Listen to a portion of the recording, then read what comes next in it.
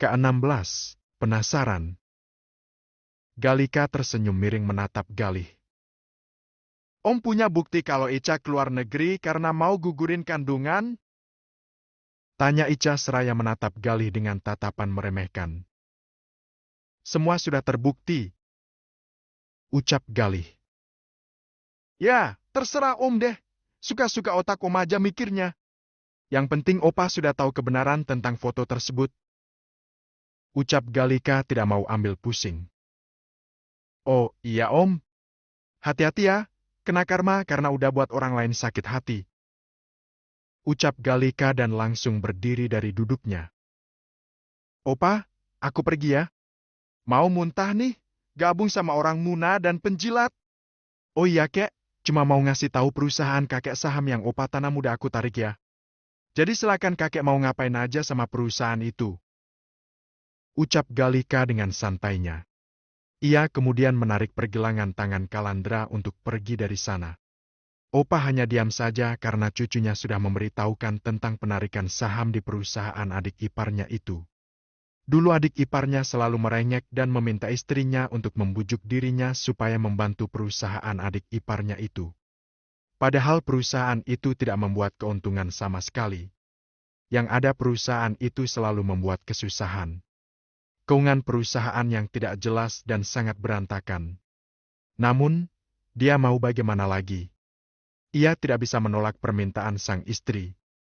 Bahkan ketika perusahaan sudah diolah oleh Galika pun adik iparnya itu masih meminta istrinya untuk membujuk Galika. Galika memiliki prinsip keras dan dengan nada kerasnya ia pun membentak neneknya. Hal itu membuat istrinya terkena serangan jantung karena dibentak oleh Galika. Opa awalnya marah dengan sikap Galika, tetapi Galika pun dengan tegas menjawab untuk apa menolong perusahaan yang tidak menguntungkan. Jika perusahaan tidak menguntungkan lebih baik ditinggalkan. Jika memang kakeknya itu butuh uang untuk kehidupannya, Galika bisa memberikan jatah itu tiap bulan. Itu lebih jelas dibandingkan keinvestasi ke perusahaan tetapi tidak menguntungkan sama sekali. Bahkan Galika pun menjelaskan pada neneknya untuk tidak terus-terusan memanjakan adiknya itu. Memang adiknya adalah saudara satu-satunya sang nenek, tetapi adiknya itu memiliki anak-anak yang sudah seharusnya mengurusnya. Bukan lagi urusan sang kakak yang terus-terusan menolong adiknya. Kalau masih terus-terusan merongrong pada kakaknya, lebih baik tidak perlu menikah sama sekali. Lebih baik jika ia menjadi lajang seumur hidupnya karena itu lebih jelas, tidak ada orang yang membantunya kecuali sang kakak.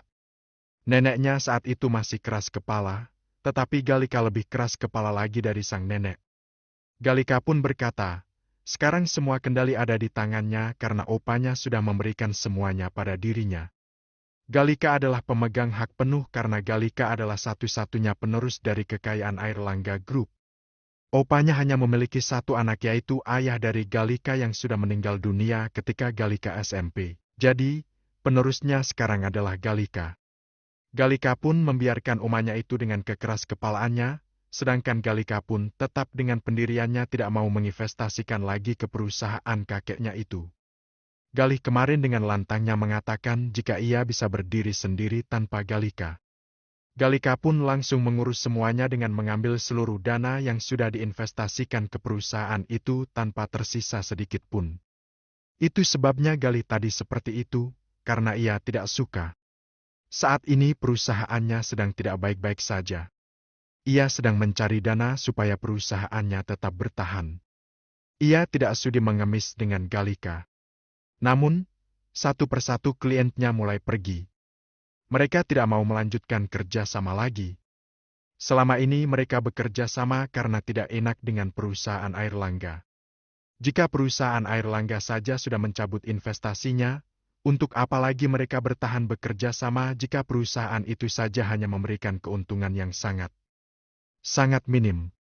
Berbeda dengan perusahaan lain yang memberikan keuntungan besar. Kini Galika sudah berada di dalam mobil dengan Kalandra. Kalandra tidak langsung menjalankan mobilnya melainkan ia hanya diam saja karena melihat raut wajah marah Galika. Kenapa tidak jalan? Tanya Galika seraya menoleh ke arah Kalandra yang hanya diam saja. Aku menunggumu. Jawab Kalandra. Aku sudah duduk, terus kamu menunggu apa lagi? Tanya Galika kesal. Menunggumu tidak marah lagi. Jawab Kalandra. Cepat jalan! Perintah Galika yang raut wajahnya masih marah. Baik, bos. Jawab Kalandra dan ia pun menghidupkan mobilnya kemudian melajukan mobil meninggalkan area restoran. Mau pulang atau mau pergi ke tempat lain? Tanya Kalandra seraya fokus dengan jalanan. Pulang! Jawab Galika ketus. Oke. Jawab Kalandra singkat. Sepanjang perjalanan tidak ada pembicaraan sama sekali, sampai akhirnya mereka sampai di rumah Galika. Bawa saja mobil ini. Ucap Galika yang sudah melepaskan sabuk pengamannya. Tidak. Bawa! Tegas Galika seraya memotong ucapan Kalandra. Baiklah. Jawab Kalandra yang akhirnya pasrah. Ia malas membawa mobil karena ia tinggal di sebuah gang. Untuk masuk ke gangnya itu cukup susah menurutnya. Walau tetap bisa masuk ke gang itu, ia memilih untuk menggunakan motor saja untuk ia pergi ke rumah Galika menjemput Galika untuk pergi bersama ke kantor. Kalandra menyetel lagu sepanjang perjalanannya pulang ke rumah. Pemikirannya kini terpusat pada ucapan yang dilontarkan oleh Galih tentang Galika yang menggugurkan kandungannya saat di luar negeri.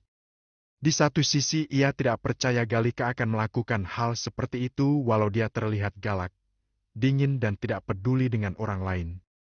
Namun, di sisi lainnya, kehidupan glamor Galika bisa saja membawa Galika akhirnya bisa hamil duluan. Namun, ia tidak mau apa yang ia inginkan terhambat, ia pun akhirnya menggugurkan kandungannya. Akhirnya Kalandra sampai juga di rumahnya. Sang adik pun sedang duduk di kursi seraya menatap ke arah laptopnya. Baru pulang, Mas? Tumben banget. Ucap Kalula. Ada kerjaan sebelum pulang, jadi baru sampai. Jawab Kalandra seraya meletakkan sepatunya di rak sepatu. Perasaan tadi Lula lihat Mas sudah pulang duluan bareng Bu Galika? Tanya Kalula. Ketika ia pulang, ia melihat Kalandra yang menghentikan mobil di depan lobi untuk menjemput Galika. Jadi, ia pun tahu jika kakaknya itu tidak lembur di perusahaan. Pergi duluan bukan berarti pekerjaan Mas sudah selesai. Mas masih ada sedikit pekerjaan di luar bersama Bu Galika. Jawab Kalandra. Ucap Kalula yang hanya berdehem seraya mengangguk-anggukan kepalanya mengerti. Kalandra berjalan ke kamarnya, kemudian ia meletakkan tas kerjanya di atas meja yang ada di kamarnya. Melepaskan ikat pinggang dan digantung di belakang pintu kamarnya. Ia kemudian mengambil kaos lengan pendek dan juga celana pendek untuk ganti. Ia berjalan keluar kamar untuk membersihkan tubuhnya. Hanya butuh waktu 15 menit, ia pun sudah selesai membersihkan tubuhnya. Ia berjalan ke arah adiknya yang sepertinya sedang menonton drama Korea dari laptopnya. Kamu udah makan, Dek? Tanya Kalandra. Udah, Mas. Tadi aku pengen nasi goreng jadi beli nasi goreng.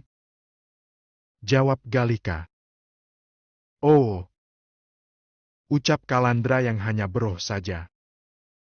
Mas sudah makan? Tanya Kalula seraya menatap Kalandra dan tidak lupa ia mempaus drama yang sedang ia tonton. Udah? Jawab Kalandra singkat. Tidak ada lagi pembicaraan di antara mereka. Kalula yang fokus dengan apa yang ditontonnya sedangkan Kalandra yang masih memikirkan ucapan Galih tentang aborsi yang Galika lakukan.